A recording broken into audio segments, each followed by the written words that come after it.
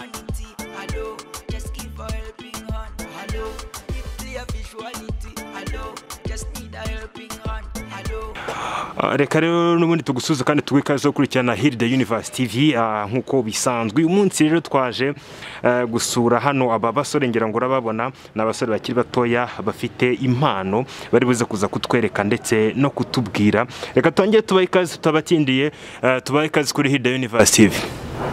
Murakoze cyane. Mwatangira wenda mbere yuko mutubwira impano zanyu ndetse n'ibindi, mwatangira mwibwira abadukurikiye.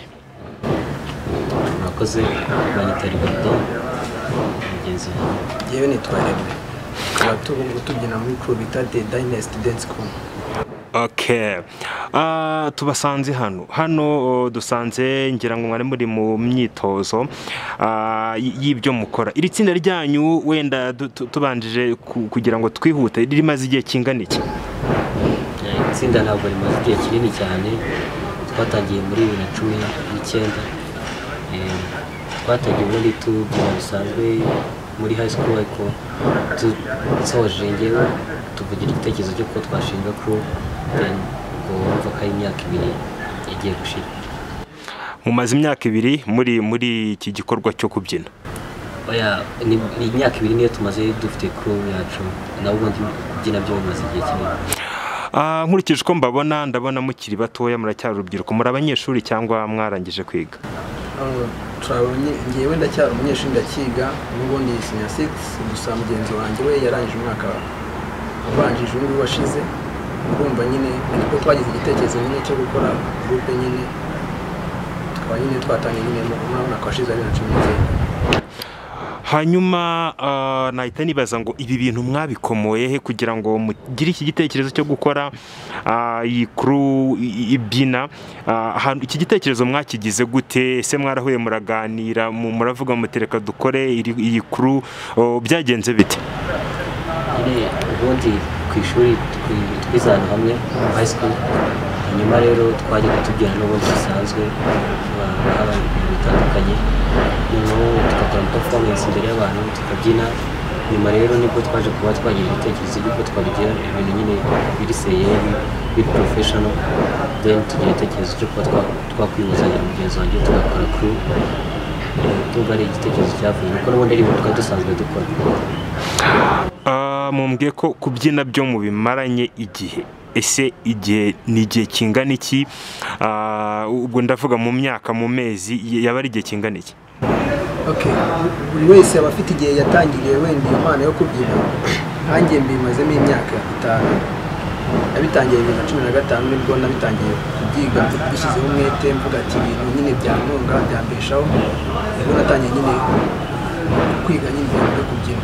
Nakora mu bintu bibwira ngewe ibintu byo kubyina urebye ngeze nko muri high school nibwo natangiye kubigira seriye cyane. Nanjye ngo hari nko muri 2014 gutyo, ubwo nanjye numvise ko bishobora kuba ari ikintu nabonye ko ari ikintu gishobora kuba cyatunga umuntu kandi kikamugirira akamaro, nanjye kubishyiramo imbaraga nanjye.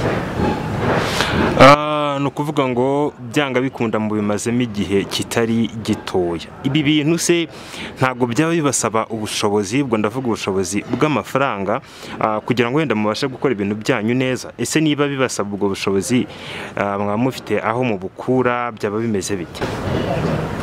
Ubushobozi akanya nyine buragoye kuko nkanjye ndacyari umunyeshuri, ntabwo mvuga ngo ndakora ngo mfite akazi ndaba mfite amafaranga, ariko wenda nshobora kuba mfite makeya nkavuga ati reka ntege njye gukora video ahangaha kugira ngo ndeko ejo n'ejo bundi basi nanjye nabona ko njya muri iyo video y'abahanzi, cyangwa wenda nabona iyo show njyamo nkabyina basi nanjye bikaba amafaranga, noneho nkazajya ntega cyangwa nkazagera wenda nanjye mbasha kwigura ubwo rugendo.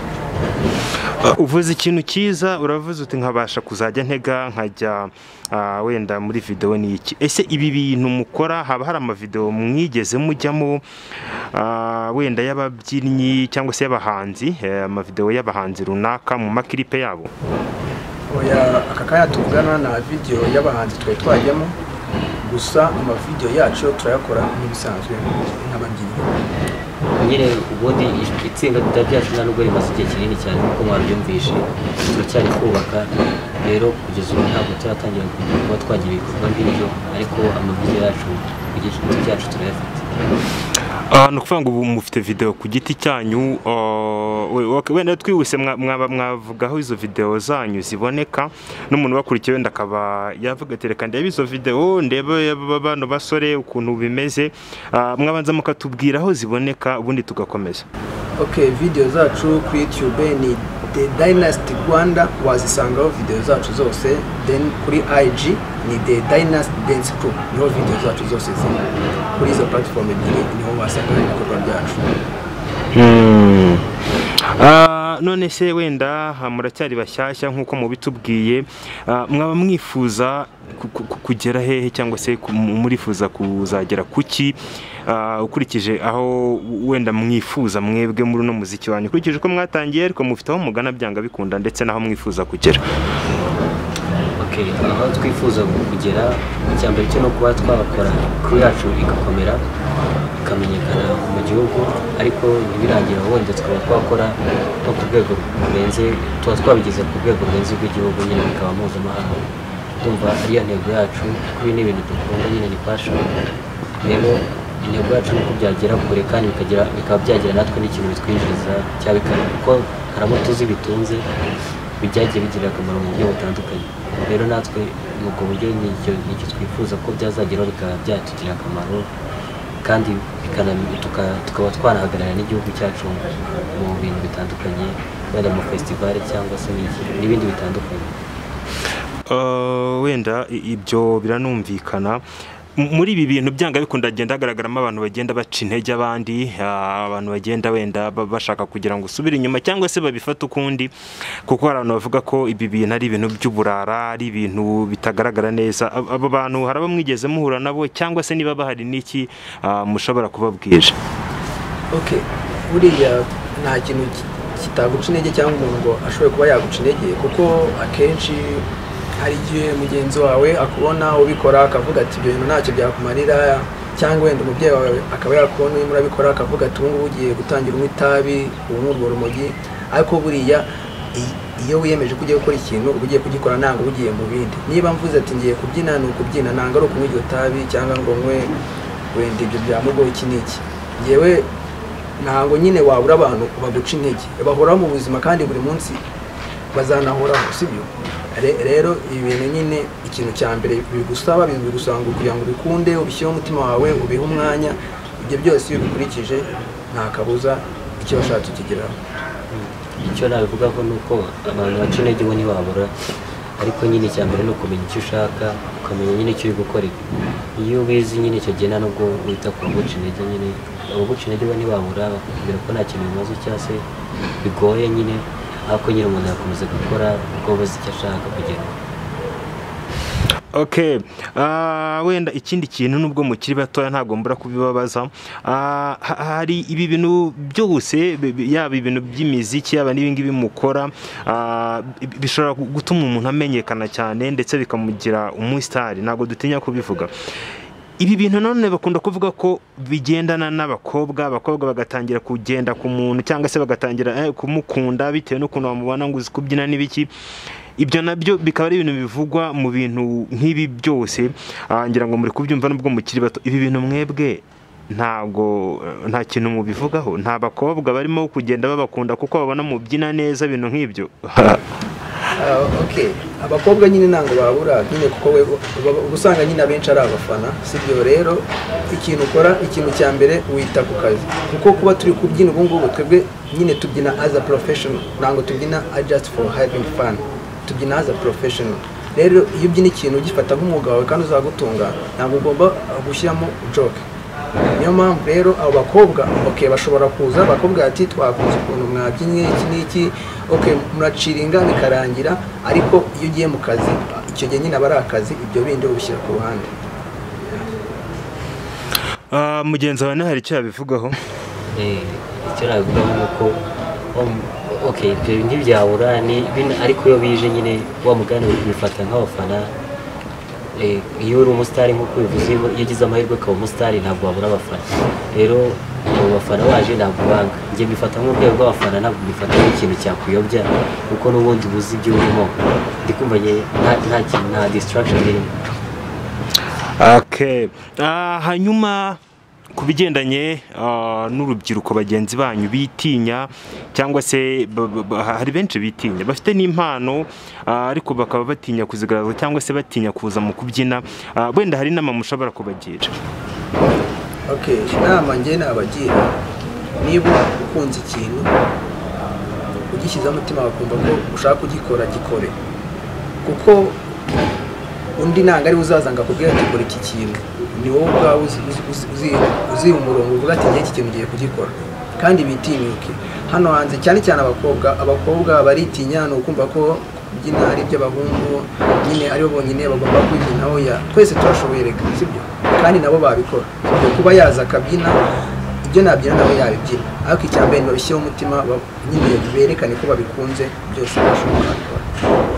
Hanyuma wenda kuri icyo kintu hari n'ikindi kibazo wenda gikunda kubaho nk'imbogamizi, wenda ababyeyi hari ukuntu batabibona neza, hari ukuntu araba twagiye tuganira bakagenda batubwira ngo ababyeyi hari igihe usanga bakubwira ati ibi bintu, cyangwa se ugasanga baratuma abantu batirekura ngo bajye muri ibyo bintu, ariko mwebwe mubibamo nk'abantu bakuru cyangwa se bafite abana bashobora kuba bababuza kujya mu bintu nk'ibi mubamo, ni iki ushobora kubabwira? Ikintu nababwira, njyewe mbona ko kenshi ibyo bintu biterwa nuko aticaye ngo aganire n'umwana we neza, yumva uko bimeze. Kuko iyo wicaye kuganira n'umwana wumva icyo ashaka, uko wamugira inama ukavuga ati bitware gutya na gutya. Akenshi n'igituma ababyeyi badakunze kubikunda nuko ari nk'abana bijyamo ugasanga ahise ava nko mu ishuri, ariko iyo wicaye ukaganira n'umwana ukamubwira ati nubwo ushaka kujya muri ibi bintu, igura bikunze nyine ni passion yawe, ariko gerageza wige ushyiraho umwete nyine, ukamugira inama zo kumuyobora ariko utamujije ibyo akunda, umwana yabyumva kandi akabikora neza. Rero mbona ko hakibura ku kantu ko kuganira n'umwana nyine, ukareba icyo akunze nawe ukamushyigikira nk'umubyeyi, ariko ukanamugira inama z'uburyo bitwara neza nyine bitagize icyo byangiza.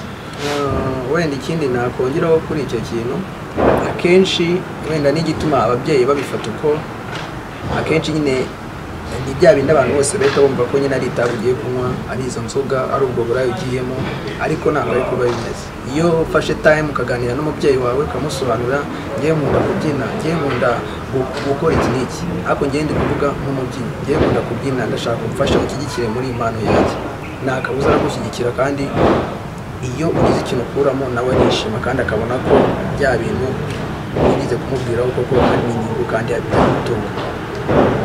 Okay. Hanyuma noneho reka duse nk'abagana ku musozo, urabona muracyari abajene, muracyari batoya, byanga bikunda muri rubyiruko, kandi bamufite n'icyo mushaka kubwira urundi rubyiruko kugira ngo dusoze. Reka duhere kuri wowe, ku ruhande wowe wambaye rinete, hanyuma ugira inama ugira urubyiruko na mugenzi wawe, agira inama agira urubyiruko bagenzi wawe mu bintu byose ibyo wumva ushaka kubagiraho inama, hanyuma dusoze. Inama nagira urubyiruko bagenzi banjye, cyambere no kugira ngo bitinyuke, bafite impano bazikoreshe. Impano uyikoresheje neza igihe cyo kumarira, ukoresha impano yawe, ariko nk'uko mugenzi wanjye yakomeje kubivuga, niba ugiye gukoresha impano yawe bivuze ngo uhite wishora muri izo nzoga, mu biyobyabwenge ibyo ari byo byose. Icyambere ni ukumenya icyo ushaka kandi ukirinda ibintu nk'ibyo ngibyo nyine bitari mu murongo w'ibyo wifuza.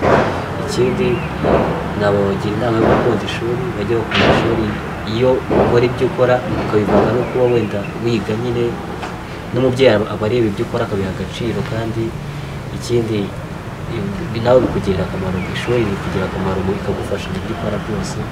So ndabagira inama yo kwitinyuka kandi bakirinda ibishuko birahanze.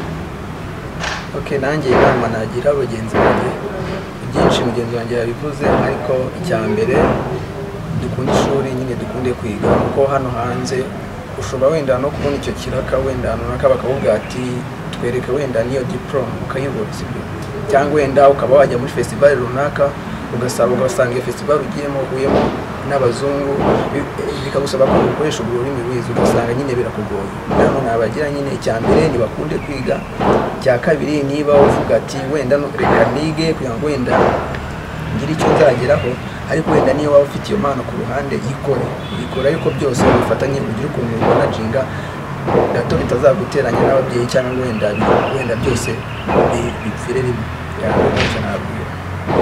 Okay, reka rero tubashimire ku kiganiro cyiza twagiranye ndetse tubabwire ko n'ubutaha tuzongera tukaza kubasura tukarebaho ibintu byanyu bigeze. Mwari kumwe nanjye Mr. J kuri Heal the Universe TV. Musezere abari badukurikiranye hanyuma dusoze.